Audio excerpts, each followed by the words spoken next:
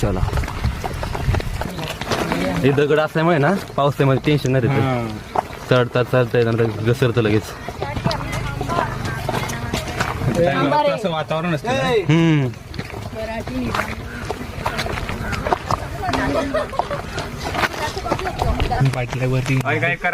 अजून आपण निम्म्यात पण नाही आलो, तोपर्यंत हे सगळे दमलेत. हे मॅडम बघा ना कसं. नाही, माझा ऑफर ब्लूटूथ तुमचं.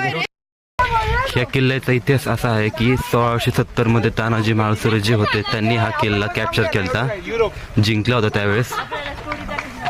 आणि वरती गेलं की त्यांची समाधी वगैरे बघायला भेटेल आपल्याला. एक दोन समाधी आहेत आपल्याला बघण्यासाठी तिथे वरती, दर्शन वगैरे घेण्यासाठी पण आहेत. आता हे जे काही तुम्हाला दिसतंय सगळं पूर्णपणे सुकून गेलेलं आहे. हेच इथं जर तुम्ही आले पावसाळ्यामध्ये